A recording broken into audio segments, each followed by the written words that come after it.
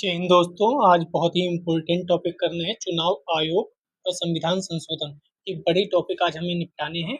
इससे पहले बहुत कुछ मैंने करा दिया है। प्लेलिस्ट में जब आप जाएंगे नीचे नीचे नीचे नीचे तो आपको बहुत कुछ चीजें मिल जाएंगी। तो शुरू करते हैं अस्थायी विशेष प्रावधान से। आगे चलकर चुनाव आयोग संविधान संशोधन के भी टॉपिक मिलेंगे। इसके 2-4 प्रश्न हैं, वह देख लेते हैं।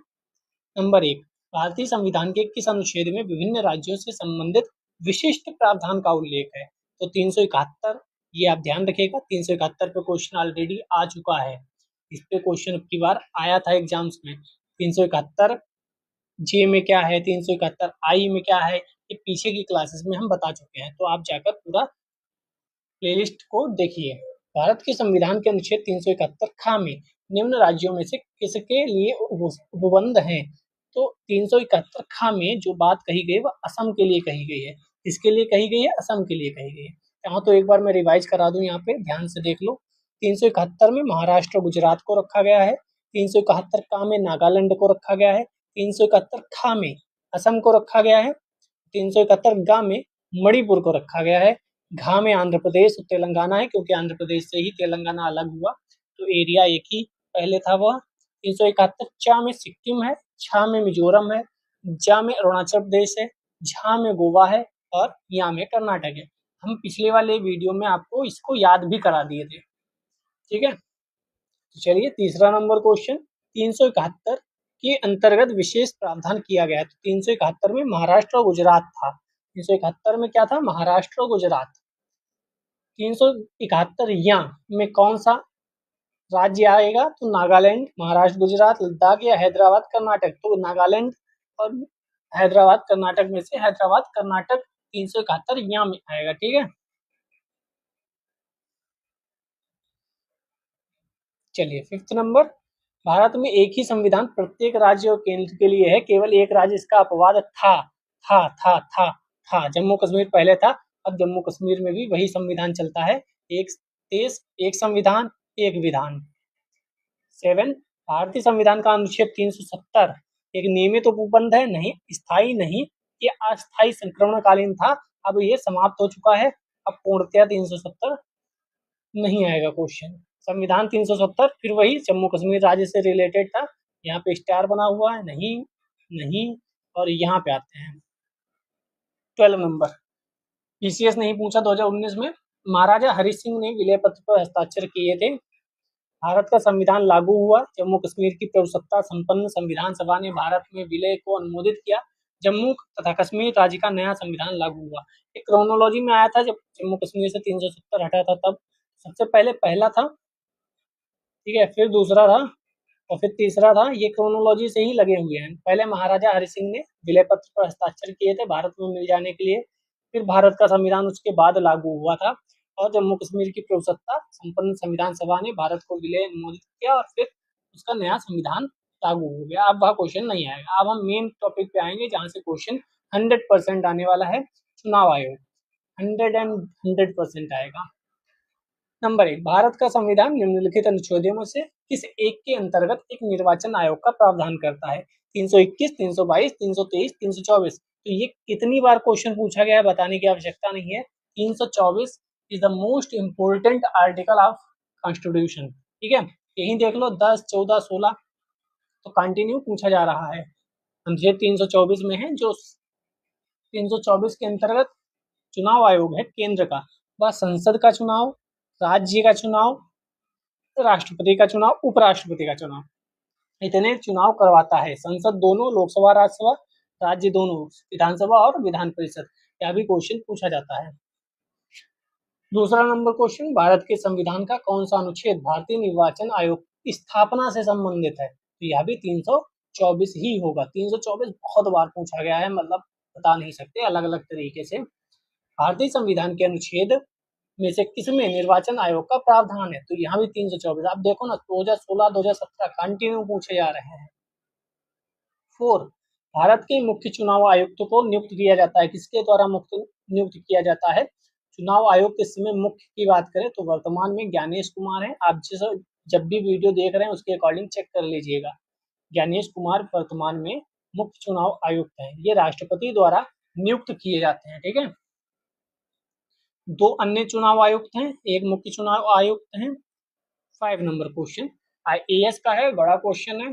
भारत के संदर्भ में निम्नलिखित कथनों पर विचार कीजिए। मुख्य चुनाव आयुक्त और अन्य चुनाव आयुक्तों को समान अधिकार प्राप्त हैं, परंतु मिलने वाले वेतन में असमानता है। क्या असमानता है वेतन में? मुख्य चुनाव आयुक्त वही वेतन पाने के हकदार हैं जितना उच्चतम न्यायालय के न्यायाधीश को मिलता है। क्वेश्चन बढ़िया है, यहाँ से स्टेटमेंट फॉर्म में या वन लाइनर भी क्वेश्चन पूछे जा सकते हैं। मुख्य चुनाव आयुक्त को उच्चतम न्यायालय के किसी न्यायाधीश को हटाने के तरीके और कारणों के अतिरिक्त किसी अन्य तरीके और कारणों से उनके पद से नहीं हटाया जा सकता। चुनाव आयुक्त का कार्यकाल उनके पदभार संभालने की तारीख से 5 वर्ष या 62 वर्ष की आयु तक जो भी पहले हो जाए से होता है। तो इसमें आपको दूसरा पता है सही है, तीसरा भी सही है, 2 और 3 सही है। ये गलत है, क्यों अभी देखेंगे। पहला भी गलत है, क्यों अभी देखेंगे। वेतन समान मिलता है इन दोनों को। तो मुख्य चुनाव आयुक्त अन्य चुनाव आयुक्त के वेतन भत्ते आदि समान है, बस उनका एक हायरार्की में आ जाता है कि हाँ ये मुख्य चुनाव आयुक्त हैं, बाकी अन्य चुनाव आयुक्त, बाकी लगभग सब चीजें सेम ही होती हैं।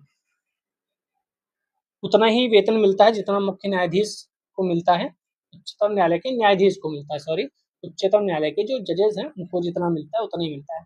यहाँ पर ये विशेष ध्यान रखने वाली बात है, इनका जो कार्यकाल है वह 6 वर्ष होता है या फिर 65 वर्ष। ठीक है, यहाँ पर 6 वर्ष नहीं लिखा था, 5 और 62 लिखा था, जबकि ये बहुत इंपॉर्टेंट है, इस बार के एग्जाम में ये आने की प्रबल संभावना है। ठीक है, वैसे ही हटेंगे जैसे चुनाव आयुक्त, तो वैसे ही हटेंगे जैसे सर्वोच्च न्यायालय के न्यायाधीश हटाए जाते हैं। 6 नंबर क्वेश्चन, भारत के निर्वाचन आयोग के मुख्य निर्वाचन आयुक्त को उच्चतम न्यायालय के न्यायाधीश के वेतन के बराबर वेतन का संधाय किया जाता है। ये तो अभी देख कर आए। मुख्य निर्वाचन आयुक्त का कार्यकाल 6 वर्ष या 65 वर्ष की आयु है, जो पहले हो अभी देख कर आए। एक चुनाव आयुक्त किसी भी समय मुख्य चुनाव आयुक्त को संबोधित स्व हस्ताक्षरित लेख द्वारा अपना त्यागपत्र दे देता है। क्या चुनाव आयुक्त मुख्य चुनाव आयुक्त को अपना त्यागपत्र देते हैं? क्या चुनाव आयुक्त मुख्य चुनाव आयुक्त को अपना त्यागपत्र देते हैं या राष्ट्रपति को देते हैं? तो ये राष्ट्रपति महोदय को देते होंगे, क्योंकि वही इनको नियुक्त करता है। तीसरा गलत हो गया, 1 और 2 सही हो गए। ठीक है, किसी भी समय राष्ट्रपति को संबोधित स्व हस्ताक्षरित लेख द्वारा अपना पद त्याग दे सकता है। ठीक है, इस्तीफा राष्ट्रपति को संबोधित होता है। 7 नंबर, भारत के मुख्य निर्वाचन आयुक्त की पदावधि कितनी है? तो अभी देख कर आए थे 6 वर्ष या 65 वर्ष की आयु, जो भी पहले हो जाए। ठीक है, भारत के निर्वाचन आयुक्त का पद समकक्ष होता है मुख्य न्यायाधीश के, राज्यपाल के, लोकसभा, राज्य विधानसभा, किसी के नहीं। मुख्य न्यायाधीश के नहीं, बल्कि सर्वोच्च न्यायालय के न्यायाधीशों के समान होता है। ठीक है, क्वेश्चन गलत था उसमें। 9 नंबर, मुख्य चुनाव आयुक्त को एक बार देख लेते हैं कहीं पर लिखा हो तो। हाँ, सर्वोच्च न्यायालय के न्यायाधीशों का स्थान 9वां है तथा मुख्य निर्वाचन आयुक्त का स्थान 9A पर आते हैं हायरार्की में। 9 नंबर, मुख्य चुनाव आयुक्त को पदच्युत किया जा सकता है राष्ट्रपति द्वारा, आपको पता है। दूसरा, ये संसद के दोनों सदनों के सदस्यों के 2/3 बहुमत से प्रमाणित कदाचार के आधार पर। तो ये दोनों सही है, क्योंकि 124 में ही लिखा है कि पहले कदाचार असमर्थता के आधार पर हटाए जा सकते हैं। तो पहले तो कुल सदस्य संख्या का बहुमत होना चाहिए और मत देने वाले सदस्यों का 2/3 बहुमत से आवेदन होना चाहिए, फिर राष्ट्रपति के समक्ष रखा जाएगा, राष्ट्रपति उन्हें पद से हटा देंगे। ये सब आपने पढ़ा ही होगा। ठीक है, चलिए 11 नंबर क्वेश्चन, मुख्य चुनाव आयुक्त को पदच्युत किया जाता है संसद के दोनों सदनों के 2/3 बहुमत उस प्रक्रिया द्वारा जो सर्वोच्च न्यायालय के न्यायाधीशों पर लागू होती है, भारत के मुख्य न्यायाधीश के परामर्श से या मंत्रिपरिषद के परामर्श से। तो सबसे सही आंसर है ये, जो सर्वोच्च न्यायालय के न्यायाधीशों पर लागू होती है वही प्रक्रिया मुख्य चुनाव आयुक्त के लिए लागू होती है। ठीक है, 12 नंबर, निर्वाचन आयुक्त को हटाया जाता है मुख्य निर्वाचन आयुक्त द्वारा, मुख्य निर्वाचन आयुक्त के परामर्श पर राष्ट्रपति द्वारा। तो यहाँ पर मुख्य निर्वाचन आयुक्त के परामर्श पर राष्ट्रपति द्वारा हटाया जाता है। तो निर्वाचन आयुक्त को कैसे हटाया जाता है और यहाँ मुख्य निर्वाचन आयुक्त को कैसे हटाया जाता है, दोनों का मैंने बता दिया आपको। यहाँ से भी क्वेश्चन बन सकते हैं। 13 नंबर क्वेश्चन, भारत के निर्वाचन आयोग के कार्य हैं संसद एवं राज्य विधानमंडल को सभी चुनाव कराना, राष्ट्रपति उपराष्ट्रपति पदों के लिए चुनाव करवाना, किसी राज्य में स्वतंत्र एवं निष्पक्ष चुनाव के लिए अनुकूल दशा न होने पर राष्ट्रपति शासन लगाए जाने की संस्तुति करना। क्या राष्ट्रपति शासन लगाए जाने की संस्तुति निर्वाचन आयोग करता है। निर्वाचन सूचियां तैयार कराने का निरीक्षण, निर्देशन एवं नियंत्रण करना। तो हमें पता है 1, 2, 4 तीनों सही है, लेकिन तीसरा सही नहीं है। 1, 2, 4 तीनों सही है, लेकिन थर्ड वाला सही नहीं है, क्योंकि राष्ट्रपति शासन ये नहीं कहते हैं, वह राज्यपाल महोदय के द्वारा कहा जाता है।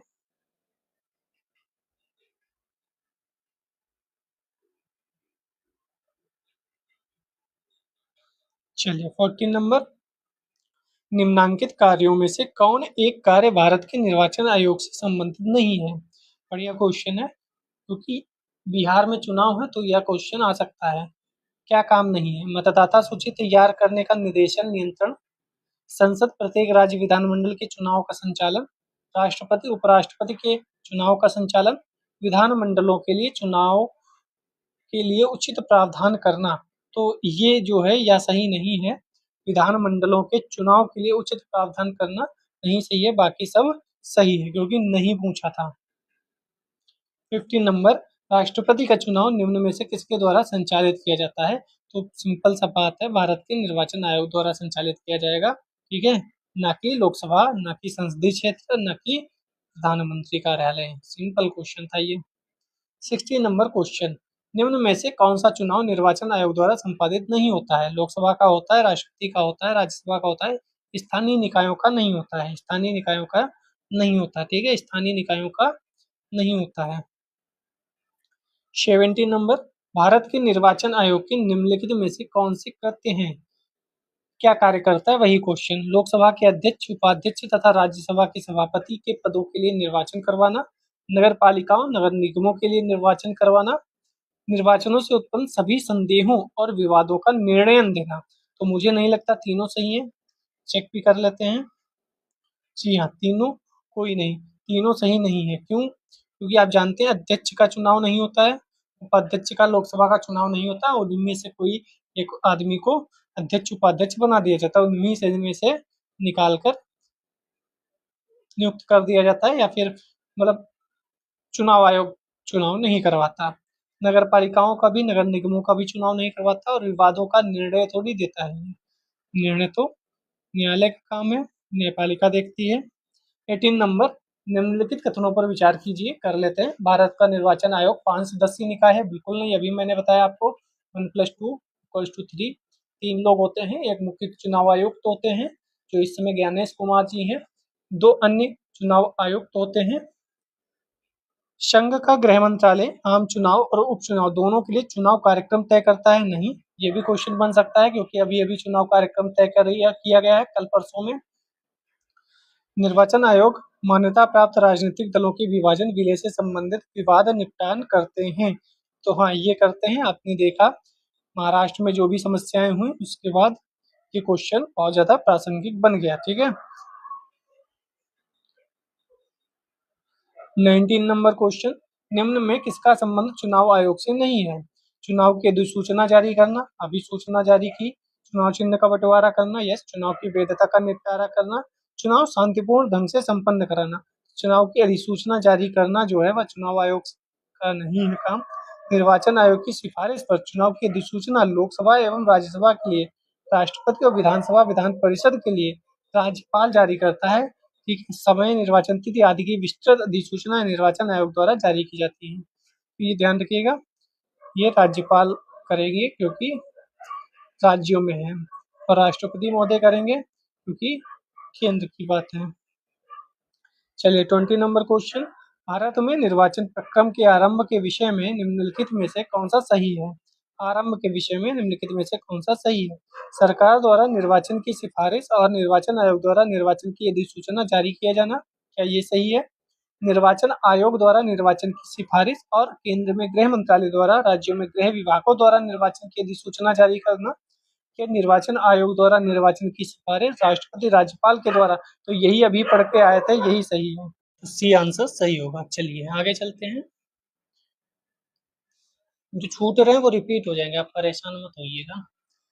सांसदों की अयोग्यता संबंधी विवाद पर कौन निर्णय लेता है? सांसदों की अगर अयोग्यता है तो इस पे कौन निर्णय लेगा? निर्वाचन आयोग के परामर्श से राष्ट्रपति महोदय निर्णय लेंगे। ठीक है, निर्वाचन आयोग परामर्श करेगा और राष्ट्रपति महोदय निर्णय लेंगे। अनुच्छेद 102 और अनुच्छेद 103 इसमें बहुत ही इंपॉर्टेंट है। 10वीं अनुसूची भी इंपॉर्टेंट है, आप पॉज करके पढ़ सकते हैं।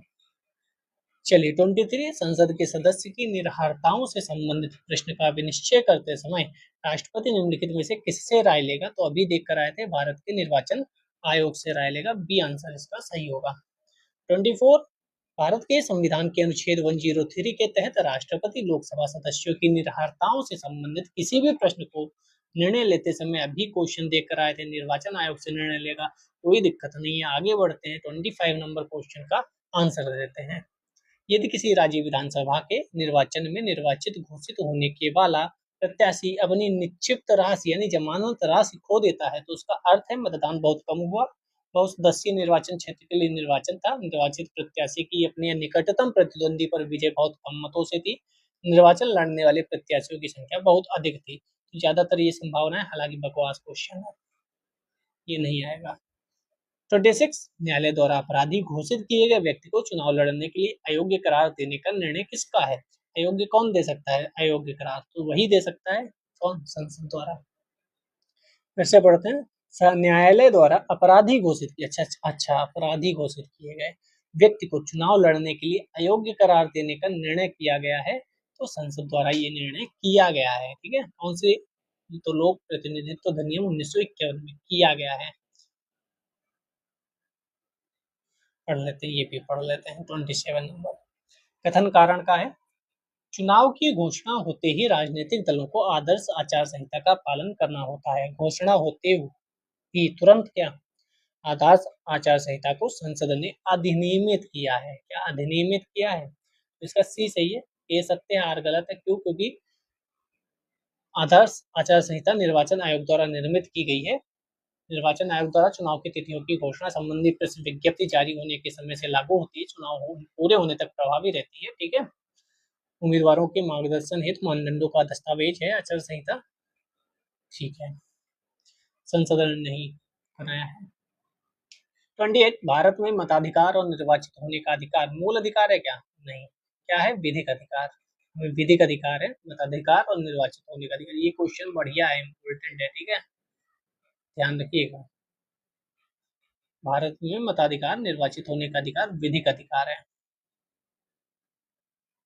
29 भारत में मताधिकार और निर्वाचित होने का अधिकार, देखो 2010 में यहाँ भी पूछा गया, एक विधिक अधिकार है, अधिनियम के अंतर्गत आता है। कौन सा अधिनियम? ये भी देख लो यहाँ पर, लोक प्रतिनिधित्व अधिनियम 1951।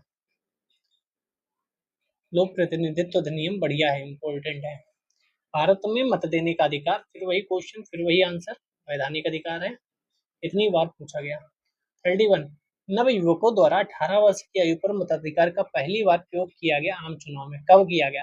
ये पहले 21 वर्ष हुआ करता था, 1989 में ये 61वें संविधान संशोधन द्वारा 1988 में मताधिकार की आयु 21 वर्ष से घटाकर 18 वर्ष कर दी गई। तो पहला जो हुआ वह 1989 में संपन्न हुआ। ठीक है, 9वीं लोकसभा थी, ध्यान रखिएगा। केंद्र और राज्य की, फिर वही 61वां था, अभी देख कर आए 61वें में 21 से घटाकर 18 कर दी गई। यहाँ भी वही 61वां था, 21 से घटाकर 18 कर दी गई। यहाँ भी वही है। 61वां संविधान संशोधन क्या है? तो मतदाताओं की आयु को घटा दिया गया। सेम क्वेश्चन, क्या दिक्कत है? कोई दिक्कत नहीं। 35 बढ़िया क्वेश्चन है, संविधान में किस अनुच्छेद में वयस्क मताधिकार को मान्यता दी गई है? 324, 325, 326, 326। ठीक है, 326 में वयस्क मताधिकार को मान्यता दी गई है। 36 फिर वही है, भारतीय संविधान का कौन सा अनुच्छेद लोकसभा विधानसभा के प्रतिनिधियों को निर्वाचित करने अर्थात वयस्क मताधिकार का अधिकार प्रदान करता है? तो 326। 324 ही याद मत रखिएगा, निर्वाचन आयोग 326 भी याद रखिएगा। 37 पार्लियामेंट द्वारा वर्ष 1989 में निर्मित कानून के अनुसार एक नागरिक के वयस्क होने की, फिर वही 18 वर्ष, 21 से 18 कर दिया गया था 61वें में, 61वां याद रखिएगा। 38 राज्य विधानमंडलों के निर्वाचन हेतु सिद्धांतों में सम्मिलित है, वह वयस्क मताधिकार के आधार पर होंगे। प्रत्येक क्षेत्रीय निर्वाचन क्षेत्र के लिए केवल एक निर्वाचक सूची होगी। धर्म, प्रजाति, लिंग आदि के लिए निर्वाचक सूची बनाने में कोई स्थान नहीं होगा। राजनीतिक दलों को अपने स्वयं के मानक स्थापित करने की स्वतंत्रता होगी। सभी चारों सही है। राज्य विधानमंडल के निर्वाचन हेतु ये सब सिद्धांत शामिल हैं। 39 बढ़िया क्वेश्चन है। निर्गम मत सर्वेक्षण के विषय में कौन सा कथन सही है? ये पूछ दिया अगर पीसीएस ने तो दिक्कत हो जाएगी। निर्गम मत सर्वेक्षण के विषय में तो आंसर ही देख लेते हैं, रट लेते हैं। निर्गम मत सर्वेक्षण अभिव्यक्ति का प्रयोग मतदाताओं के उस निर्वाचनेतर सर्वेक्षण को व्यक्त करता है जिससे यह पता चले कि मतदाताओं ने अपना मताधिकार का प्रयोग किस प्रत्याशी के पक्ष में किया। ये निरीक्षण सर्वेक्षण जो चलते रहते हैं इस समय बिहार में खूब सर्वेक्षण हो रहे हैं, भैया ये जीतेगी वो जीतेगी। 40 2009 लोकसभा चुनाव में निर्वाचकों की संख्या कितनी मिलियंस थी? तो सी 714 मिलियन लगभग। कोई इंपॉर्टेंट नहीं है, बकवास क्वेश्चन है। 41 बढ़िया क्वेश्चन है, बढ़िया क्वेश्चन है। निम्नलिखित कथनों पर विचार कीजिए। भारत में ऐसा कोई कानून नहीं है जो लोकसभा में 3 निर्वाचन क्षेत्रों से लड़ने से रोकता हो। आपने देखा कई बड़े नेता हैं जो स्टार्टिंग में नरेंद्र मोदी साहब 2 जगह से चुनाव लड़े थे, वडोदरा और वाराणसी। वैसे ही राहुल गांधी जी 2 जगह से चुनाव लड़े थे, एक अमेठी शायद और दूसरा केरल का था कोई राज्य जगह, वहां से। तो 2 जगह से तो कई लोग लड़ते हुए आपको दिखेंगे, 3 जगह से क्या कोई लड़ा है? 1991 के लोकसभा चुनाव में श्री देवीलाल ने 3 लोकसभा निर्वाचन क्षेत्रों से चुनाव लड़ा था। वर्तमान नियमों के अनुसार यदि कोई प्रत्याशी किसी एक लोकसभा चुनाव में कई निर्वाचन क्षेत्रों से चुनाव लड़ता है तो उसकी पार्टी को उन निर्वाचन क्षेत्रों के उपचुनाव का खर्च देना पड़ेगा। बकवास क्वेश्चन है, ऐसा कुछ नहीं है। तीसरा गया। अब बचा 1 या 2, केवल 1 सही है या केवल 2 सही है? केवल 2 सही है। अब ऐसा नहीं है कि आप 3 जगह से चुनाव लड़ सकते हो, लेकिन हाँ 1991 में देवीलाल जी ने लड़ा था। अब 1991 में जो 51 में जो अधिनियम बना था 1996 में उसे संशोधित कर दिया गया और यह प्रावधान दिया गया कि 2 या अधिक सीटों के उपचुनाव में 2 से अधिक क्षेत्रों से चुनाव नहीं लड़ा जा सकता। सिर्फ आप 2 जगह से लड़ सकते हो। तो आप देखते हो 2 जगह से लोग लड़ते हैं। लेकिन 1991 में जो चुनाव हुआ था वहां चौधरी देवीलाल रोहतक, सीकर और फिरोजपुर के निर्वाचन क्षेत्रों से चुनाव लड़े थे और तीनों सीटों पर पराजित हुए थे। मतलब आदमी इसी डर से 3-2 सीटों पे लड़ता है कि कहीं अगर मैं यहाँ से हार गया तो वहां से कम जीत जाऊंगा। और यही हुआ था माननीय राहुल गांधी जी के साथ, शायद जहां तक मुझे याद आ रहा है। वह अमेठी हार गए थे, केरल में जीत गए थे। तो इसीलिए आदमी 2-3 जगह से लड़ता है कि मैं जीत जाऊं कहीं ना कहीं से। तो ये तीनों जगह से हार गए थे। यूपीएससी द्वारा इस प्रश्न को मूल्यांकन से बाहर कर दिया गया। कथन 3 जो रुपये वाला है वो निर्वाचन आयोग ने प्रस्तावित किया था। भाई फर्जी में काहे 2 जगह से लड़ते हो, हमें खर्चा उठाना पड़ता है, सब तामझाम करना पड़ता है, लेकिन वो माना नहीं गया था। ठीक है, चलिए 43 बढ़िया क्वेश्चन है। दिनेश गोस्वामी समिति ने सिफारिश की थी, क्या सिफारिश की थी? तो ये वही सिफारिश की थी लोकसभा के चुनाव के सरकारी निधियन की, सरकारी निधियन की। दिनेश गोस्वामी समिति ने क्या सिफारिश की थी? तो निर्वाचन सुधारों से संबंधित है। आईएएस ने 1995-97 2 बार पूछ लिया, वाह, उसमें करंट का मुद्दा रहा होगा। 45 लोकसभा की 543 निर्वाचित सीटों में से 84 सीटें अनुसूचित जाति और 44 सीटें अनुसूचित जनजाति के लिए आरक्षित हैं। किसी निर्वाचन क्षेत्र को आरक्षित करने का निर्णय परिसीमन आयोग द्वारा लिया जाता है। तो कौन सा सही है? सी कथन 1 2 सॉरी कथन 1 एवं 3 गलत है, कथन 2 सही है। तो अच्छा 3 भी है। परिसीमन आयोग की नियुक्ति लोकसभा के स्पीकर द्वारा की जाती है। तीसरा भी गलत है, केवल 2 सही है। तो परिसीमन के तहत 543 सीटों में 84 सीटें तो अनुसूचित जाति की थी, लेकिन 47 सीटें जनजाति के लिए आरक्षित थी। अनुच्छेद 82 के तहत संसद द्वारा परिसीमन आयोग का गठन किया जाता है, केंद्र सरकार द्वारा।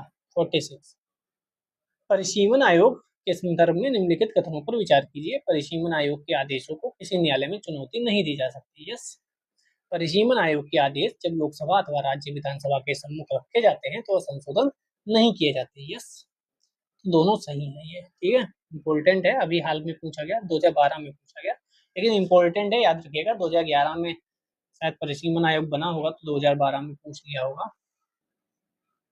2020 में भी परिसीमन आयोग बना। यही क्वेश्चन यूपीएससी ने एक बार पूछ लिया था, कितनी बार परिसीमन आयोग बना शायद। 47 नंबर कथन और कारण दिया गया है। कथन है आनुपातिक प्रतिनिधित्व की प्रणाली अल्पसंख्यकों के प्रतिनिधित्व की समस्या का कुछ हद तक समाधान कर सकती है। आनुपातिक प्रतिनिधित्व की प्रणाली जनजातीयता, लिंग, हितों और विचारधाराओं पर आधारित सभी प्रकार के समूहों यथेचित प्रतिनिधित्व और सुलभ बनाती है। ए आर दोनों सही है। ए सही व्याख्या है, आर ए की सही व्याख्या करता है। 48 आनुपातिक प्रतिनिधित्व की व्यवस्था निर्वाचन क्रिया प्रणाली के रूप में सुनिश्चित करती है। कौन सुनिश्चित करती है? तो अल्पसंख्यकों के प्रतिनिधित्व की अभी ऊपर देखकर आए थे। 49 उस देश में आनुपातिक प्रतिनिधित्व आवश्यक नहीं है जहां कोई आरक्षित निर्वाचन नहीं है, द्विदलीय नहीं है या राष्ट्रपति संसदीय है। तो द्विदलीय प्रणाली विकसित हुई है अगर, तो वहां आनुपातिक प्रतिनिधित्व आवश्यक नहीं है। चलिए 50 नंबर क्वेश्चन, भारत में मतदान के लिए प्रयोग की जाने वाली वीवीपैट का संस्करण क्या है? वीवीपैट का संस्करण पूछ लिया गया, ये M3 संस्करण है। बीपीएससी ने ही पूछा था 2019 में, देखो लोकसभा चुनाव से पहले। वाह। 51 निर्वाचन आयोग को 3 सदस्यीय आयोग किस वर्ष बनाया गया? तो ये 1989 में बनाया गया था। ये ऊपर नीचे होता रहता था, ठीक है। 1989 में 3 सदस्यीय बनाया गया। फिर 1993 को पुनः 2 अतिरिक्त निर्वाचन आयुक्तों की नियुक्ति कर दी गई। 1990 में फिर से, तो मतलब आपने ये कहानी पढ़ी होगी। 1989 में 3 हुए, फिर 1990 में 1 हो गया, फिर 1993 में फिर 3 हो गया। 52 कौन भारत के चुनाव आयोग का सदस्य नहीं था? कौन चुनाव आयोग का सदस्य नहीं था? तो एनबी लोहनी नहीं थे। करंट अफेयर्स का क्वेश्चन होगा, कोई बात नहीं, छोड़ते हैं। बस कुछ क्वेश्चन और, फिर राजनीतिक दल, उसके बाद संविधान संशोधन, जो कि बड़ा चैप्टर है। नीचे दिए गए तथ्यों पर ध्यान दीजिए। भारत के प्रथम मुख्य निर्वाचन आयुक्त सुकुमार सेन थे। भारत की पहली महिला मुख्य निर्वाचन आयुक्त रमा देवी थी। तो दोनों सही है क्या? हाँ, दोनों सही है, रट लो, ये तो कभी भी पूछा जा सकता है। पीसीएस ने 2021 में पूछा था। प्रथम निर्वाचन आयुक्त सुकुमार सेन, पहली महिला मुख्य निर्वाचन आयुक्त रमा देवी थी। 54 भारत की प्रथम महिला मुख्य निर्वाचन आयुक्त अभी देख कर आए, वीएस रमा देवी। 55 कौन सा नेशनल वोटर्स डे मनाया जाता है? वोटर्स डे तो 25 जनवरी, आप जानते हैं मतदाता दिवस होता है, राष्ट्रीय मतदाता दिवस, क्योंकि निर्वाचन आयोग की स्थापना भी इसी दिन हुई थी। राष्ट्रीय मतदाता दिवस तो अभी देख कर आए थे 25 जनवरी को, ठीक है। चलिए कुछ राजनीतिक दलों पर क्वेश्चन आते हैं, हाल फिलहाल में पूछे भी गए हैं, तो इसको भी देख लेते हैं। 2-4 क्वेश्चन होंगे, फिर चलेंगे हम संविधान संशोधन पर। पहला क्वेश्चन, भारत के राजनीतिक दलों के संबंध में निम्नलिखित कथनों पर विचार कीजिए। नंबर 1, लोक प्रतिनिधित्व अधिनियम 1951 राजनीतिक दलों के पंजीकरण का प्रावधान करता है। दूसरा कह रहा है राजनीतिक दलों का पंजीकरण निर्वाचन आयोग करता है। थर्ड कह रहा है राष्ट्रीय स्तर का राजनीतिक दल वह है जिसे 4 या अधिक राज्यों में मान्यता प्राप्त हो गई हो। चौथा है 1999 के आम चुनाव में निर्वाचन आयोग द्वारा मान्यता प्राप्त 6 राष्ट्रीय और 48 राज्य स्तरीय दल थे, यानी कि ये 2001 में पूछा गया, तभी ये 1999 की बात करता है। चारों सही थे, इसमें आपको 3 ही ऊपर वाले याद रखने हैं। लोक प्रतिनिधित्व अधिनियम 1951 राजनीतिक दलों के पंजीकरण का प्रावधान करता है। राजनीतिक दलों का पंजीकरण निर्वाचन आयोग करता है। और राष्ट्रीय स्तर का राजनीतिक दल वह है जिसे 4 या अधिक राज्यों में मान्यता प्राप्त हो। ये तीनों स्टेटमेंट आप याद रखिएगा। चौथा वाला तो करंट अफेयर्स का स्टेटमेंट था। भारत के विभिन्न राजनीतिक दलों को राष्ट्रीय या क्षेत्रीय दल का दर्जा देने का अधिकार किसको है? तो चुनाव आयोग को होगा, ठीक है, चुनाव आयोग। आम आदमी पार्टी को अभी उन चुनाव जो हुए थे उसमें राष्ट्रीय पार्टी का दर्जा दे दिया गया है, ठीक है। निम्न में से कौन भारत में राजनीतिक दलों को मान्यता प्रदान करता है? तो यह भी भारत का निर्वाचन आयोग। भारत में राजनीतिक दलों को निम्नांकित में से किसके द्वारा पंजीकृत? फिर वही भारत का निर्वाचन आयोग द्वारा, ठीक है। ये बढ़िया क्वेश्चन है। भारत में किसी दल को राष्ट्रीय दल बनने हेतु पूर्व चुनाव में कम से कम कितना प्रतिशत वोट प्राप्त होना चाहिए? 10%, 4%, 15% या 6%? तो ये 6% या उपयुक्त में से एक से अधिक। तो कौन सा आंसर होना चाहिए? तो यहाँ पर कई चीजें दी गई हैं, देख लेते हैं।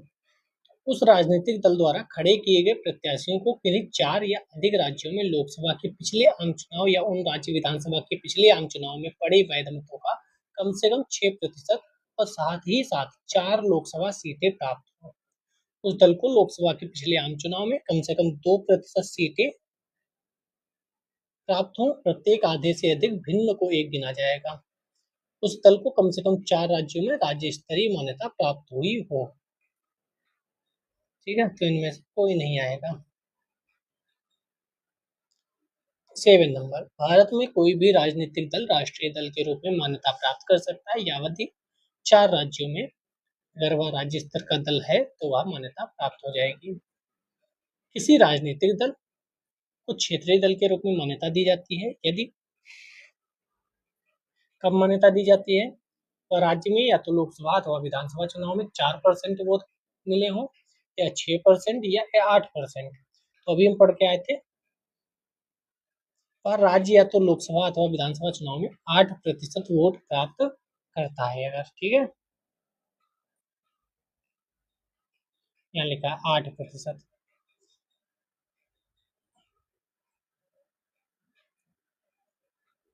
10, भारतीय राष्ट्रीय कांग्रेस में राष्ट्रीय शब्द प्रभावित था। प्राचीन भारतीय पूर्वाधारण से, ब्रिटिश शासन से, यूरोपीय पूर्वाधारण। तो ब्रिटिश शासन के विरुद्ध प्रतिक्रिया भारतीय राष्ट्रीय कांग्रेस। ये तो अजीब गरीब क्वेश्चन है। भारतीय राष्ट्रीय कांग्रेस में राष्ट्रीय ब्रिटिश शासन के विरुद्ध प्रतिक्रिया से संबंधित है। 11, निम्नलिखित में से 1999 में किसके विघटन से राष्ट्रीयतावादी कांग्रेस पार्टी का गठन हुआ? तो कांग्रेस पार्टी के विघटन से शरद पवार साहब ने, ठीक है, 1999 में पीए संगमा और तारिक अनवर ने सोनिया गांधी के विदेशी मूल के होने के कारण अलग होकर राष्ट्रीयतावादी कांग्रेस पार्टी, जो कि एनसीपी है, अब एनसीपी भी 2 पार्ट्स में डिवाइड हो गई शायद, शरद पवार और उनके जो भतीजे साहब हैं उनके बीच में क्या था वो आप देख लीजिएगा, मुझे पूरा कंफर्म नहीं है। निम्नलिखित में से कौन राजनीतिक दल राष्ट्रीय राजनीतिक दल है? मुस्लिम लीग है क्या यहाँ? नहीं है, ठीक है, मुस्लिम लीग नहीं है, तो फॉरवर्ड पार्टी भी तो नहीं है, कोई भी नहीं, क्योंकि फॉरवर्ड ब्लॉक तो उस समय था, ये भी उस समय था, ये भी उस समय था, कोई भी पार्टी इस समय नहीं है। इसमें अगर हम देखें तो भारतीय जनता पार्टी, भारतीय राष्ट्रीय Congress, Bahujan Samaj Party, Communist Party of India, Communist Party of India मार्क्सवादी वाली, और Rashtravadi Congress Party, Trinamool Congress, National People's Party, ये 14 में थे। सॉरी, ये कब थी? 95। मतलब अब ये नहीं है, अब कोई और है इसमें से, शायद तृणमूल कांग्रेस भी हट गई है। वर्तमान में आप देखकर जाइएगा। भारतीय जनता पार्टी के गठन के पश्चात प्रथम अध्यक्ष कौन बने थे? तो सिंपल है, अटल बिहारी वाजपेयी जी बने थे। वर्तमान अध्यक्ष जेपी नड्डा जी हैं। भारत के निर्वाचन आयोग द्वारा निम्नलिखित राजनीतिक दलों में किसे राष्ट्रीय दल के रूप में मान्य नहीं किया गया है? वर्तमान का क्वेश्चन नहीं है, उस समय समाजवादी पार्टी, आज भी समाजवादी पार्टी राष्ट्रीय दल नहीं है, ये ध्यान रखिएगा, समाजवादी पार्टी राष्ट्रीय दल नहीं है। यूपी ने पूछा होगा, एमपी ने पूछा होगा। निम्नलिखित में से कौन क्षेत्रीय राजनीतिक दल है? तो अकाली दल जो है वह क्षेत्रीय राजनीतिक दल था, आज भी है पंजाब में, पहले भाजपा के साथ अलायंस था, हट गया।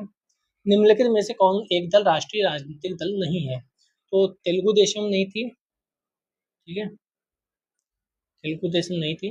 वर्तमान में आप देख लीजिएगा, ये क्वेश्चन पूछे जाते हैं, मैं ये बताना चाहता हूँ। इंडिपेंडेंट लेबर पार्टी का संस्थापक कौन था? तो बी आर अम्बेडकर साहब थे। 1936 की बात है, आप ये वाला ध्यान रखिएगा, हिस्ट्री थोड़ा सा इसमें आ गया है क्योंकि हिस्ट्री पॉलिटी मिक्स है वो। भीमराव अम्बेडकर साहब ने किस किस की स्थापना की है? 2 और 3, Indian independent labour party, all India schedule caste federation, ये दोनों भीमराव अम्बेडकर साहब की थी। याद रख लीजिए, आ सकता है क्वेश्चन। समता सैनिक दल, independent labour party, schedule caste federation की स्थापना इन्होंने की थी, ठीक है, ये भी देख लेते हैं। सीपीएम 1964 में बना। AIADMK जो तमिलनाडु में है 1972 में बनी। तेलुगु देशम 1982 में बनी। सीपीआई 1925 लिखा है लेकिन 1920 1925, ठीक है। सीपीआई एम मतलब मार्क्सवादी, तो ये 1964 में बनी थी। सीपीआई थी एक, उससे ही अलग होकर बनी होगी सीपीआई एम, या कोई और हो। हाँ, विभाजन ही हुआ था, भारतीय साम्यवादी दल का विभाजन हुआ, फिर सीपीआई बनी और सीपीआई एम बनी। है, ठीक है, कोई दिक्कत नहीं, ये सब करंट अफेयर्स के क्वेश्चन होंगे। हाँ, ये वाला देख लेते हैं। किस राज्य में क्षेत्रीय दल सत्ता में नहीं है? तो तमिलनाडु में क्षेत्रीय दल ही रहता है, जम्मू कश्मीर में उमर अब्दुल्ला आज भी क्षेत्रीय दल है, केरल में भी क्षेत्रीय दल नहीं है, आंध्र प्रदेश में क्षेत्रीय दल है, चंद्रबाबू नायडू आंध्र प्रदेश में है, केरल में कम्युनिस्ट पार्टी ऑफ इंडिया मार्क्सवादी के नेतृत्व में सरकार का गठन होता रहा है लगातार, कांग्रेस अथवा या तो कांग्रेस या वो भाजपा अपनी जमीन तलाश रही है, तमिलनाडु और केरल दोनों जगह। हम्म ये देख लेते हैं, क्वेश्चन बढ़िया है। भारत में स्थायी दलीय व्यवस्था नहीं है, अत्यधिक संख्या में राजनीतिक दल हैं, तो कौन सा एक ही सही होगा, दोनों सही होंगे? दोनों सही है, व्याख्या नहीं करता है। स्थायी दलीय व्यवस्था नहीं है, अत्यधिक संख्या में राजनीतिक दल है, मतलब भारतीय लोकतंत्र अभी संक्रमण काल से गुजर रहा है, यहाँ सब पर अभी जातिवाद और क्षेत्रीयतावाद पूरी तरह हावी है, विभिन्न स्वार्थों की पूर्ति के लिए राजनीतिक दलों का गठन क्षेत्रीय नेताओं द्वारा कर लिया जाता है, मात्र यही कारण नहीं जिसकी वजह से भारत में स्थायी दल व्यवस्था का विकास नहीं हो पाया। ठीक है, जिसको देखो वह अपनी पार्टी बना लेता है। निम्नलिखित में से दलीय व्यवस्था किस एक व्यापक व्यवस्था का अंग है? तो ये राजनीतिक व्यवस्था का अंग है। आपने देखा भी होगा यूपी में ज्यादा है, हर जाति की एक पार्टी है और वह नेता बड़े पद पर पहुंच जाते हैं इस वजह से कि हमारी जाति के लोग वोट दे देंगे अगर आप हमको अपने पार्टी में मिला लोगे तो। हालांकि उन्होंने अपनी जाति के लिए काम कितना किया है ये कभी उन जाति के लोगों ने पूछा भी नहीं उनसे। हर जाति के लोगों को पूछना चाहिए अपने जाति के नेताओं से कि आप हमारी जाति के बलबूते वोट मांगते हो, नेता बनते हो और मर्सिडीज से चलते हो या फिर मंत्री बनते हो, आपने हमारी जाति के लिए किया क्या है? आपने हमारे लिए किया क्या है? हम तो आपकी भीड़ में आ जाते हैं। तो हर व्यक्ति को ये पूछना चाहिए अपने क्षेत्रीय पार्टी से, अपनी राजनीतिक पार्टी से और अपनी जाति की पार्टी से, क्योंकि जाति के नाम पर बहुत लोग रसगुल्ला और मिठाई खा रहे हैं, चाहे यूपी हो, चाहे बिहार हो, या फिर अन्य राज्य हो, हरियाणा हो, आपका पंजाब हो, चाहे राजस्थान हो, गुजरात हो, मध्य प्रदेश हो, हर जगह हर एक जाति की कुछ नेता हैं जो बड़ी पार्टी में मिल जाते हैं और कहते हैं भैया हमें मंत्री बना दो, हमारे बेटे को बना दो, हमारे भाई को बना दो। सबको पूछना चाहिए आपने हमारे के लिए किया क्या है। निम्नलिखित में से किसे एक दबाव समूह माना जा सकता है? तो किसे माना जा सकता है? मजदूर संघ के सदस्य को। 33 आंतरिक दलीय लोकतंत्र का उपयोग होता है। आंतरिक दलीय लोकतंत्र का मतलब क्या है? ये पढ़ लो, हो जा सकता है आ जाए। दल का आंतरिक चुनाव जो दल के पदाधिकारियों के चयन हेतु समय समय पर होता है, जैसे कि कांग्रेस में अध्यक्ष या परिवार से ही बन रहा था, तो कहा गया आपके परिवार से ही अध्यक्ष बनता है, आपके दल में ही लोकतंत्र नहीं है तो आप लोकतंत्र को कैसे बचाएंगे? तो उन्होंने कहा ठीक है हम चुनाव कराते हैं। तो खड़गे साहब और शायद केरल के कौन है वो, शशि थरूर साहब, दोनों ने शायद चुनाव लड़ने के लिए कहा था। फिर क्या हुआ मुझे कहानी नहीं पता, लेकिन हाँ राष्ट्रीय अध्यक्ष बनने के लिए वहाँ ऐसा हुआ, सबने कहा था। भाजपा में कहा जाता है कि भाई चुनाव होता है सर्वसम्मति से, लोग किसी एक को अध्यक्ष मान लेते हैं, परिवार नहीं है यहाँ, ऐसा नहीं है कि फलाना बनेगा। और ऐसा देखा भी जाता है कि कौन राष्ट्रीय अध्यक्ष बनेगा भाजपा में किसी को नहीं पता होता। उप प्रधानमंत्री सॉरी उपराष्ट्रपति किसे उम्मीदवार बनाना चाहिए तो किसे नहीं, पूरी बहस होती रही और ऐसा व्यक्ति निकल कर आया भाजपा एनडीए गठबंधन से जिसको उम्मीद ही किसी को नहीं थी कि इस व्यक्ति को बना दिया जाएगा। तो भाजपा बड़े प्रेडिक्टेबल है वहाँ तो, सॉरी अनप्रेडिक्टेबल है। तो वहाँ ये कहा जाता है कि हमारे दल में भैया चुनाव उनाव होते हैं, अब कितना होते हैं कितना नहीं होते हैं बात सब पार्टियां जानती हैं, आप जानते हैं। दल बदल निरोधक अधिनियम जिस तिथि को अधिनियमित हुआ तो वह 15 फरवरी 1985 की दिन तारीख थी। क्या पूछने का परिप्रेक्ष्य पता नहीं। 36 निम्नांकित में से कौन एक दल बदल कानून निरोधक आच्छादित नहीं है? कौन नहीं है? किसी दल में एक साथ पूर्ण दल बदल, किसी दल में विभिन्न चरणों में लघु दल बदल, किसी दल में विभिन्न चरणों में बड़े पैमाने पर अगर दल बदल होता है तो आच्छादित नहीं है। राजनीतिक दलों को संवैधानिक मान्यता प्रथम बार मिली, कब प्रथम बार मिली? तो मिली थी 1985 में राजनीतिक दलों को संवैधानिक मान्यता। चलिए 38। भारत में एक राजनीतिक दल का विलय दूसरे राजनीतिक दल में निम्नलिखित में से किस स्थिति में मान्य होता है? एक तिहाई, आधा तिहाई, दो तिहाई। दो तिहाई की बात होती है, बस आप याद रखिएगा। दो तिहाई अगर मिल जाते हैं तो उसमें लो दल बदल विरोधी विधेयक जो बना था उसमें कोई दिक्कत नहीं होती है। दल बदल विरोधी विधेयक के संबंध में क्या सत्य नहीं है? एक सांसद या विधेयक अनर्य ठहराया जाएगा यदि उसने एक दल की सदस्यता स्वेच्छा पूर्वक त्याग दी हो जिससे वह संबंधित था, या किसी सदस्य के सदन में किसी विशेष मुद्दे पर होने वाले मतदान से अनुपस्थित बनाए रखने पर उस सांसद या विधायक को अनर्य ठहराया जाएगा। किसी सदस्य को अनर्य नहीं ठहराया जाएगा यदि राजनीतिक दलों का समावेश होता है। यस, लोकसभा के सभापति को अनर्य नहीं ठहराया जाएगा यदि वह बाद में किसी अन्य राजनीतिक दल का सदस्य बन जाता है। ये इम्पोर्टेंट क्वेश्चन है आपके लिए। ये सही नहीं है, बाकी तीनों सही है। ठीक है।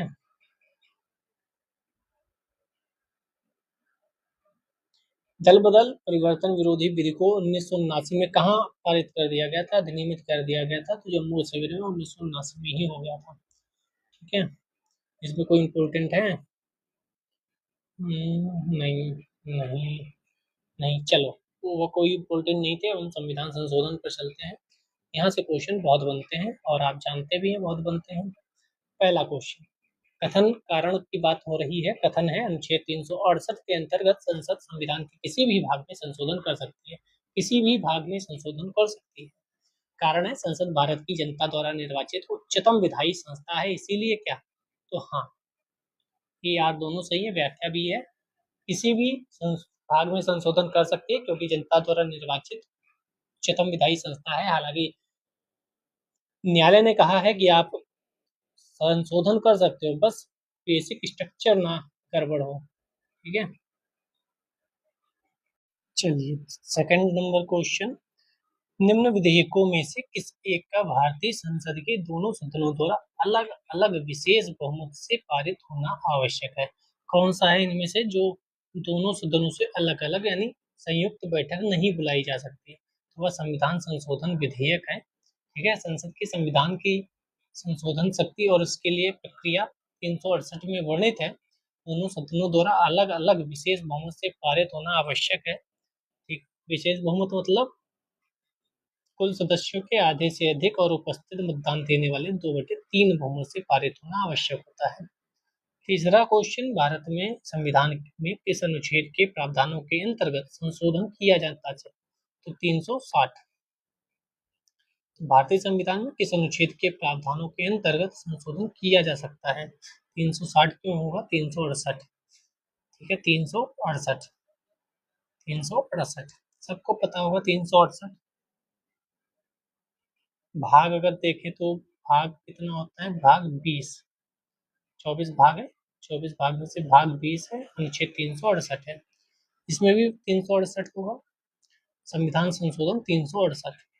संविधान में संशोधन की पहल की जा सकती है तो किसी भी जगह से करो, कोई दिक्कत नहीं। संसद के किसी भी सदन से, लोकसभा से भी और राज्यसभा से। संविधान में संशोधन करने की शक्ति बराबर है, लोकसभा और राज्यसभा को बराबर शक्तियां मिली हुई हैं। 6 नंबर, भारतीय संविधान में संशोधन के लिए विधेयक लाया जा सकता है। तो मैंने बोला ना, कहीं भी लाया जा सकता है, या तो लोकसभा में लाओ या राज्यसभा में लाओ, कोई दिक्कत नहीं। 7 नंबर क्वेश्चन, भारतीय संविधान में कोई संशोधन लाने का उपक्रमण किया जा सकता है तो राज्य विधानमंडल द्वारा थोड़ी, राष्ट्रपति द्वारा थोड़ी, लोकसभा और राज्यसभा द्वारा। चलिए 8 नंबर क्वेश्चन, भारत के संविधान के अनुच्छेद 368 के उपबंधों के तहत यदि कोई विधेयक भारत की संसद द्वारा पारित होने के पश्चात राजस्थान विधानसभा के पास संकल्प द्वारा अनुसमर्थन के लिए आता है तो विधानसभा संकल्प पारित कर सकती है, विधानसभा संकल्प अस्वीकार कर सकती है, कोई संशोधन प्रस्तावित नहीं कर सकती। तो एबीसी तीनों है। अब यहाँ पर राजस्थान की जगह यूपी भी हो सकता है, यूपी की जगह एमपी भी हो सकता है, बिहार भी हो सकता है, कोई भी हो सकता है। ठीक है। 9 नंबर क्वेश्चन, भारतीय संविधान के अनुसार निम्न विषयों पर संवैधानिक संशोधन के लिए कम से कम आधे राज्यों के विधानमंडल द्वारा संपुष्टि आवश्यक है। किस पर आवश्यक है? संविधान के संघीय प्रावधान पे क्या, सर्वोच्च न्यायालय के अधिकार पे क्या, संविधान संशोधन की प्रक्रिया पे, या नए राज्यों का निर्माण अथवा राज्यों की सीमाओं तथा नामों में परिवर्तन से? तो 1, 2, 3 ये 3 में कोई भी समस्या होगी, कुछ भी चेंजेस करने होंगे तो संविधान संशोधन करने के लिए आधे से अधिक या आधे राज्यों की सहमति आवश्यक। तभी केंद्र में जो सत्ता में होता है वह सोचता है कि राज्यों में भी उसकी सरकार हो। जैसे कि अभी 2014 में भाजपा की सरकार बनी, उसके बाद कई राज्य ऐसे थे, आज भी हम अगर देखें तो भाजपा की सरकार सत्ता में है। उसके बाद देखें तो उत्तराखंड में भाजपा की सरकार, हरियाणा में भाजपा की सरकार, यूपी में भाजपा की सरकार, बिहार में भी उसकी गठबंधन की सरकार, फिर नीचे चले तो छत्तीसगढ़ में उसकी सरकार, उड़ीसा में भी बन गई सरकार, आंध्रा में उसकी संगठन की सरकार, एमपी में सरकार, राजस्थान में सरकार, गुजरात में सरकार, महाराष्ट्र में सरकार, और जहां तक मैं याद कर पा रहा हूँ गोवा में भी शायद सरकार है, और फिर असम में उधर सरकार है, उधर एक दो और राज्य में सरकार है। यानी कि आधे राज्यों में अगर सरकार है भाजपा या भाजपा अलायंस की, तो वह कोई भी संशोधन पारित करवा सकते हैं। जब आधे राज्यों में सरकार नहीं होती है, तब आपको कहीं ना कहीं दूसरे लोगों की तरफ देखना पड़ता है कि भाई हमें ये संशोधन करना है, आप लोग भी समर्थन दो। तो थोड़ा सा डिफिकल्ट होता है, इसीलिए हर सरकार केंद्र में चाहती है कि पूरे राज्यों में ना सही लेकिन आधे राज्यों में तो उसकी सरकारें होनी चाहिए। इससे इससे ज्यादा ऐसे जो संशोधन है वह पारित किए जा सके। ठीक है, चलिए 10 नंबर क्वेश्चन, निम्नलिखित में से कौन कौन से विषय हैं जिन पर कम से कम आधे राज्यों के विधानमंडलों के अनुसमर्थन से ही संशोधन होंगे। ऐसे इंपॉर्टेंट क्वेश्चंस आपके एग्जाम में आते रहते हैं, तो चलो यहीं पे देख लेते हैं आंसर कौन सा है। पहले तो 1 2 3, चौथा वाला नहीं है। तो 1 2 3 कौन कौन से हैं? राष्ट्रपति का निर्वाचन, संसद में राज्यों का प्रतिनिधित्व, 7वीं अनुसूची, राज्य की विधान परिषद समाप्त करना या नहीं, ये छोटा मोटा काम है, अगर राज्य ने कह दिया समाप्त कर दो, समाप्त कर देते हैं, कोई दिक्कत नहीं। भारत के संविधान में संशोधन केवल लोकसभा में एक विधेयक को पुनर्स्थापना द्वारा ही प्रारंभ किया जा सकता है। नहीं, मैंने अभी बोला था राज्यसभा भी। यदि ऐसा संशोधन संविधान के संघीय चरित्र में परिवर्तन की मांग करता है, संशोधन का अनुसमर्थन भारत के सभी राज्यों के विधानमंडल द्वारा किया जाना आवश्यक है। तो ये भी गलत है, क्यों? क्योंकि अभी देखकर आ रहे थे आधे राज्यों की बात हो रही थी, ना कि सभी। ठीक है, कम से कम आधे राज्यों के विधानमंडल। 12 नंबर, ये भी वैसे क्वेश्चन है, बढ़िया क्वेश्चन है। सार्वजनिक संवैधानिक संशोधन प्रक्रिया के संदर्भ में कौन सा सही सुमेलित नहीं है? केंद्र और राज्यों की कार्यपालिका शक्ति का विस्तार, सर्वोच्च और उच्च न्यायालय, राष्ट्रपति का निर्वाचन, राष्ट्रपति की योग्यता, राष्ट्रपति का कार्यकाल, कौन कौन सा और सही सुमेलित नहीं है? डी, 4 5 6, 4 5 6, ये नहीं है, बाकी सब संवैधानिक संशोधन प्रक्रिया के संदर्भ में सही है। ठीक है, राष्ट्रपति की योग्यता, पद शर्तें, राष्ट्रपति का कार्यकाल, इनसे क्या ही लेना देना। 13, उस स्थिति में जबकि लोकसभा द्वारा पारित किसी संविधान संशोधन विधेयक को उच्च सदन ने अस्वीकार कर दिया, तब तब विधेयक अंतिम रूप से समाप्त हो जाता है। विधेयक पर विचार करने और उसे पारित करने के लिए संयुक्त बैठक नहीं बुलाई जा सकती है। लोकसभा उस विधेयक को पुनः पुनः पारित कर दे तब भी नहीं बनेगा, क्योंकि दोनों को अलग अलग पारित करना आवश्यक है। उच्च सदन द्वारा विधेयक अस्वीकार होने पर भी संशोधन विधेयक दोनों सदनों द्वारा पारित मान लिया जाएगा, बकवास समाप्त हो जाएगा। ठीक है, तुरंत समाप्त हो जाएगा, क्योंकि लोकसभा राज्यसभा दोनों से अलग अलग पारित होना आवश्यक है 2/3 बहुमत से। संविधान संशोधनों से संबंधित निम्नलिखित कथनों पर विचार कीजिए, कर लेते हैं। नंबर 1, अनुच्छेद 368 में संविधान संशोधन की 2 विधियों का उल्लेख है। क्या 2 विधियों का उल्लेख है? एक लोकसभा राज्यसभा के अलग अलग 2/3 बहुमत से, और एक आधे राज्यों वाला भी। क्या ऐसा है? संविधान संशोधन विधेयक केवल लोकसभा में ही प्रारंभ किया जा सकता है। कट कर दो, बड़ा सा कट लगाओ इसमें, ये भी गया, ये भी गया। अब या तो 1 3 सही है या 1 4 सही है, तो इसका मतलब है 1 तो सही ही सही है। संविधान संशोधन विधेयक पर संसद के दोनों सदनों के बीच विवाद की दिशा में संयुक्त बैठक आयोजित की जा सकती है, बिल्कुल नहीं की जा सकती है, तो ये भी गया। यानी कि आंसर 1 और 4 आ जाएगा। ठीक है, 1 और 4। राष्ट्रपति संविधान संशोधन विधेयक पर निषेधाधिकार का प्रयोग नहीं कर सकते। हाँ, उन्हें साइन ही करना पड़ेगा। और ये 368 में 2 विधियां मैंने बताई दी, दोनों विधियां, पहला 2/3 वाली और दूसरे में राज्य विधानमंडल आधे समर्थन थी। 15 नंबर, संविधान संशोधन करने के विधेयक को वीटो करने की राष्ट्रपति की शक्ति सहमत देनी होगी शब्द से स्थानापन्न करने के संशोधन द्वारा छीन लिया गया। तो ये 24वें संविधान संशोधन 1971 में ऐसा किया गया था। 1971 में कौन था आप जानते हैं? कि कौन ऐसा काम कर सकता है? भारत का प्रधानमंत्री। तो संविधान संशोधन अगर हो रहा है तो सहमति देनी ही पड़ेगी। 60 नंबर क्वेश्चन, भारत के संविधान के अनुच्छेद 368 के संबंध में कौन सा कथन सही है? 24वें संविधान संशोधन अधिनियम 1971 के द्वारा अनुच्छेद 368 संशोधित किया गया था। 101वें संविधान संशोधन अधिनियम 2016 के द्वारा अनुच्छेद 368 संशोधित किया गया था। दोनों सही है, दोनों में संशोधन हुआ था। 368 इसमें क्या हुआ था? 279 का को शामिल कर माल और सेवा कर परिषद संबंधी संवैधानिक प्रावधानों में संशोधन हेतु कम से कम आधे राज्यों के विधानमंडल के समर्थन कहा गया था। ठीक है, करंट में था वह। भारतीय संविधान के प्रथम संशोधन विधेयक लाया गया था। जब प्रथम संशोधन विधेयक आया था तब सरकार बनी भी नहीं थी, यानी संसद नहीं चल रही थी, उससे पहले ही आ गया था 1951 में।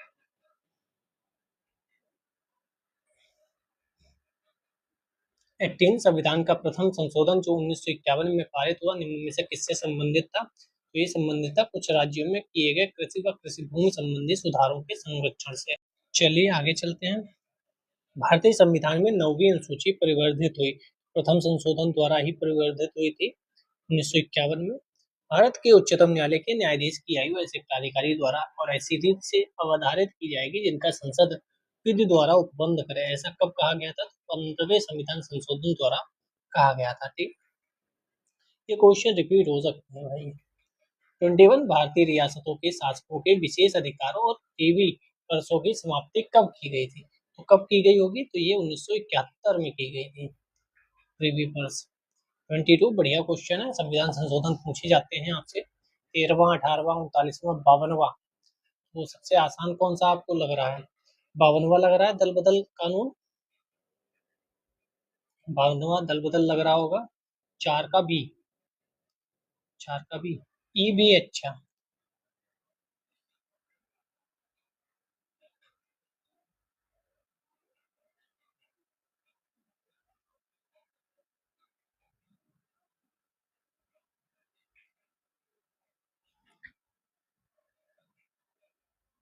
ए का 1 13वां संशोधन, सी का 2, सी 2।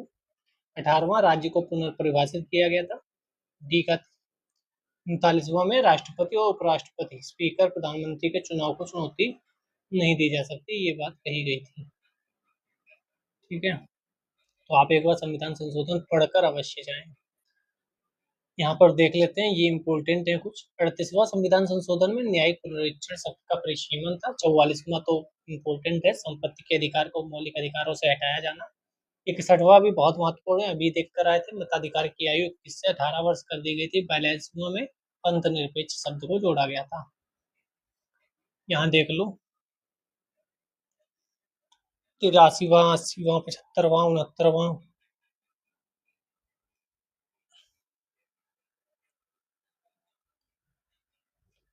तो इसका आंसर एक बार देख लेते हैं। 69वां संविधान संशोधन दिल्ली को राष्ट्रीय राजधानी क्षेत्र का दर्जा।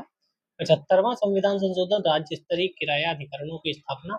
80वां में 10वें वेतन आयोग वित्त आयोग की सिफारिश और 83वां में अरुणाचल प्रदेश में पंचायतों से अनुसूचित जातियों, ऐसे भी क्वेश्चन पूछे जाते हैं। जबकि भाई 25, 81वां, 91, 97, 99, यानी ये करंट अफेयर्स के क्वेश्चन थे, इसीलिए पूछा गया था। 97 में क्या था? सहकारी समितियां बनी थी। 2011 में इम्पोर्टेंट है ये सहकारी समितियां, 9 बी में लिखी गई हैं 243 अनुच्छेद में। रिक्तियों के बैकलॉग को भरने की सूचित वाली 2003। पहला याद रखिएगा, 97वां बहुत इंपॉर्टेंट है, 99वां इंपॉर्टेंट है। ठीक है, बाकी तो ठीक है। 26 किस संविधान संशोधन को लघु संविधान संशोधन कहा जाता है? 42वां 1976 में। ठीक है, लघु संविधान कहा जाता है। 3 शब्द उद्देशिका में जोड़े गए थे। निम्न में से कौन सा एक संवैधानिक संशोधन मौलिक कर्तव्यों से संबंधित है? तो 42वां था। 10 मौलिक कर्तव्य जोड़े गए थे, एक बात को जोड़ा गया। 86वें संविधान संशोधन 2002 में एक जोड़ा गया था, ठीक है, स्वर्ण सिंह समिति की सिफारिश पर ये 1976 में काम किया गया, मूलतः सोवियत संघ के संविधान से लिया गया। सारे मैंने पॉइंट बता दिए। भारत के संविधान के 44वें संविधान संशोधन द्वारा लाए गए एक अनुच्छेद ने प्रधानमंत्री के निर्वाचन को न्यायिक पुनर्विलोकन से परे कर दिया और 99वें संविधान संशोधन को भारत के उच्चतम न्यायालय ने अभिखंडित कर दिया, क्योंकि वह न्यायपालिका की स्वतंत्रता का अतिक्रमण करता है। तो वाला तो सही है, आप जानते हैं, लेकिन पहला गलत है। ठीक है, बस 44वां नहीं था, 39वां संविधान संशोधन की कहानी थी। चलिए 29, राष्ट्रीय न्यायिक नियुक्ति आयोग से संबंधित कौन से संविधान संशोधन अधिनियम को उच्चतम न्यायालय की संविधान पीठ ने असंवैधानिक घोषित किया? तो 99वें था, आप जानते हैं। ये आसान क्वेश्चन था, करंट अफेयर्स में बहुत था, बहुत बार पूछा गया होगा। विधानसभा में किसी दल के निर्वाचित सदस्यों के दल बदल पर निम्नलिखित में से किसने प्रतिबंध लगाया था? 52वां, 1986 नहीं 85, 1985, 52वां। बहुत इंपॉर्टेंट है, बहुत बार पूछा गया है। 31, निम्न संविधान संशोधनों में से किस एक द्वारा पहली बार दल बदल? तो 52वां संविधान संशोधन था, 52वां। क्या था? 52वां। 32, 52वां संविधान संशोधन दल बदल कानून 1985, राजीव गांधी की सरकार। 33, भारत में राजनीतिक दलों से दल बदल, 52वां। सेम क्वेश्चन, यहाँ क्या है? दल बदल तो नहीं है, नहीं है। भारतीय संविधान के प्राधिकृत हिंदी पाठ को निम्नलिखित संविधान संशोधनों में से किसके द्वारा प्रकाशित करने के लिए अधिकृत किया गया था? तो ये था 58वां, 1987 की कहानी। कुछ लोग नहीं भी जानते हैं, तो 58वां 1987 याद रखिएगा। इम्पोर्टेंट ही नहीं पूछे जाते, कई बार नहीं इम्पोर्टेंट है वह भी पूछ दिए जाते हैं। निम्न में से कौन सा एक मतदाता आयु घटाने से संबंधित था? तो 61वां अभी देख कर आए थे। आप देख लो कौन से क्वेश्चन बहुत ज्यादा पूछे जा रहे हैं। फिर वही 61वां संविधान संशोधन ने उम्र घटाई थी, आयु घटाई थी। 37 भी सेम ही है, सेम नहीं है। अच्छा, ये दिल्ली नेशनल कैपिटल क्षेत्र बना था, ये 69वां था 1991 में। ये भी इम्पोर्टेंट है, बहुत बार पूछा गया है। ठीक है, 1991 में 69वां संविधान संशोधन था।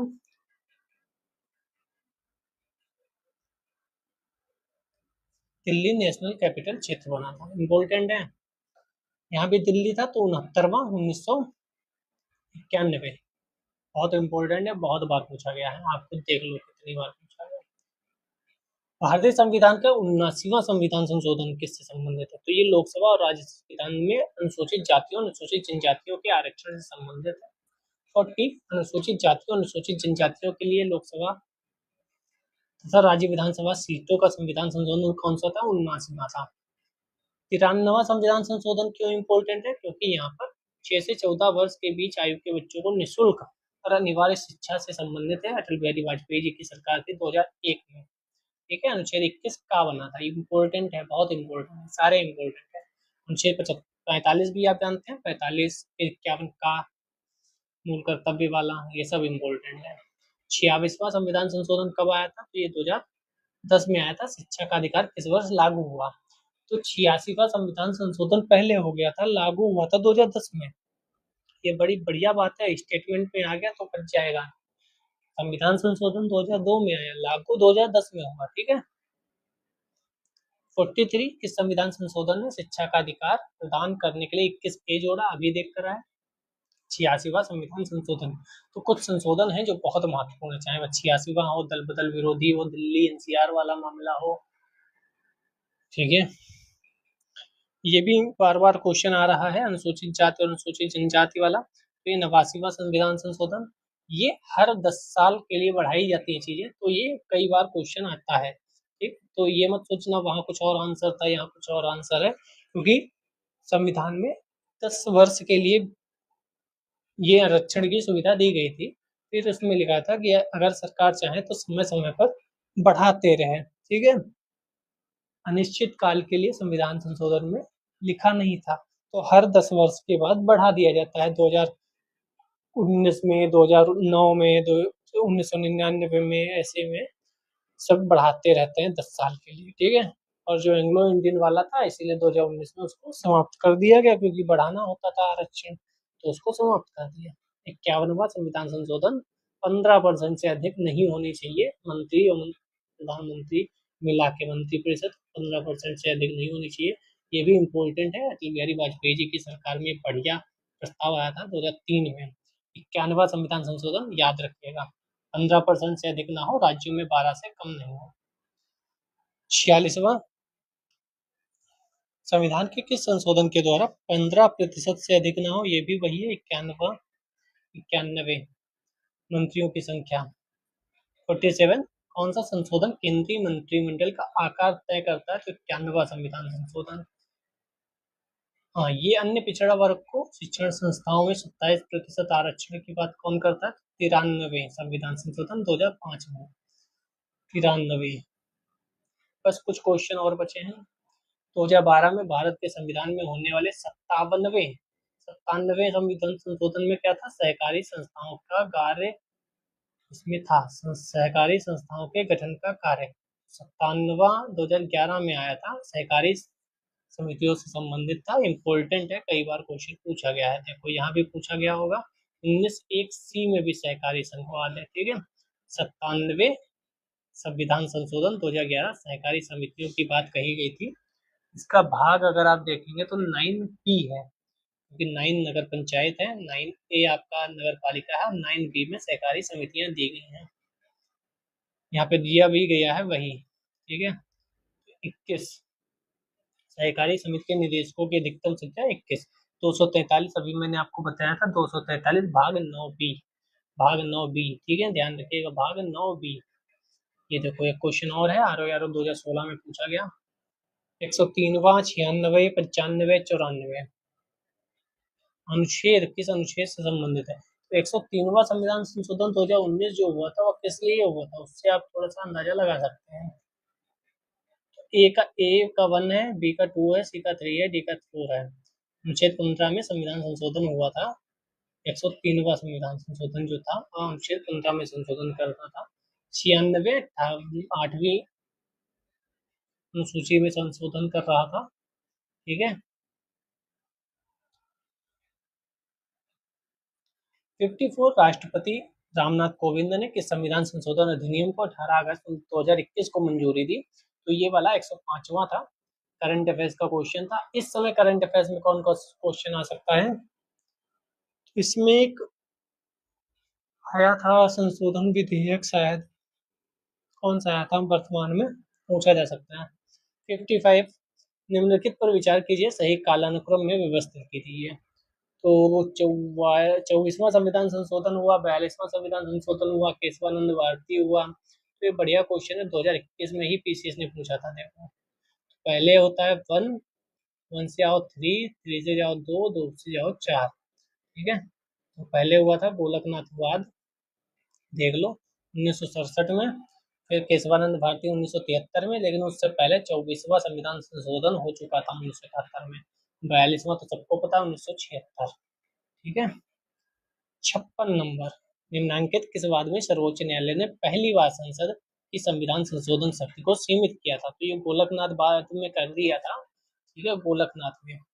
24वां संविधान संशोधन आ गया उस समय 1971 में, आप जानते हैं किसकी सरकार थी, आयरन लेडी, उन्होंने संविधान संशोधन ले आए, ठीक है, 24वें में। फिर न्यायालय को बैठना पड़ा केशवानंद भारती केस में, बड़ा इंटरेस्टिंग ये कहानी है, मौका मिला तो सुनाएंगे। 58 ये आपने सुनी ही होगी कहीं ना कहीं कहानी उस समय की। भारत के सर्वोच्च न्यायालय ने संविधान के आधारभूत ढांचे को कब बताया था, तो ये बताया था केशवानंद भारती मामले में। गोलकनाथवाद होता है 1967 में, 24वां संविधान संशोधन हो जाता है, और फिर केशवानंद भारती बेंच बैठती है मामले में। सबसे बड़ी बेंच किसमें बैठी, सबसे ज्यादा जज किसमें बैठे थे, तो वह भी केशवानंद भारती मामला था। कितने जज बैठे थे कमेंट में बता दीजिएगा। भारत में नागरिकों के मौलिक अधिकारों में संशोधन कौन कर सकता है, तो कौन कर सकता है, संसद कर सकती है। संसद संशोधन सब कुछ कर सकती है, बस मूल ढांचे का चेंजेस ना हो, मूल ढांचे में संविधान का बेसिक स्ट्रक्चर बना रहे हैं। संविधान की आधारभूत संरचना के सिद्धांत का तात्पर्य क्या है, तात्पर्य क्या है? पहले ही वाला है, संविधान के कुछ लक्षण ऐसे अनिवार्य हैं कि उनका निराकरण नहीं किया जा सकता। ये आईएएस ने पूछा होगा, हाँ आईएएस ने ही ऐसे क्वेश्चन पूछता है। बस देख लो, कुछ ही क्वेश्चन है, 66, बस फिर राजभाषा कल पढ़ेंगे। लेकिन यहाँ से क्वेश्चन आज के वीडियो से मुझे लगता है 2 क्वेश्चन तो मिनिमम मिलने ही चाहिए आपको। संविधान का कौन सा संशोधन यह प्रावधानित करता है कि कोई कानून जो राज्य की उन नीति निर्देशक सिद्धांत को जो अनुच्छेद 39(b) से विवर्णित है प्रभावी बनाने हेतु 14-19, ये 25वां संविधान संशोधन था, ये इम्पोर्टेंट है, यह भी 1971 में हुआ था। इसमें कहा गया था अगर अनुच्छेद 39 का कुछ हो रहा है तो आप 14, 19, 31 में प्रदत्त अधिकारों को सीमित कर सकते हैं, कोई दिक्कत नहीं, ऐसा कुछ कहानी थी। 44वां संविधान संशोधन 1978 में राज्य की नीति के सभी निदेशकों को सभी अनुच्छेद 14-19 में उल्लिखित मूल अधिकारों पर प्राथमिकता दी गई थी, और यहाँ लिखा है 39 ख वाला। कौन सा सही होगा? सी सही होगा, केवल 2 सही, क्योंकि 39 की बात कही गई थी। 39 अगर आपको लागू करना है तो 14-19 को थोड़ा सा सीमित कर सकते हैं, लेकिन सभी की बात नहीं कही गई थी, सभी की बात नहीं कही गई थी। सिक्किम एक नया राज्य बना था, ये भी पूछा गया 2-3 बार, सिक्किम कब नया राज्य बना और कब अधूरा राज्य बना? 36वां। अधूरा मतलब समझ गए होंगे। निम्नलिखित में से कौन सा कथन सिक्किम संबंध में सही है? यही तो मैं बता रहा हूँ, कई बार पूछा गया है। 1975 में यह भारत का अभिन्न अंग बन गया। वनस्पति शास्त्रियों का स्वर्ग माना जाता है। मुख्य निवासी लेपचा लोग हैं। तीनों सही होंगे, हाँ।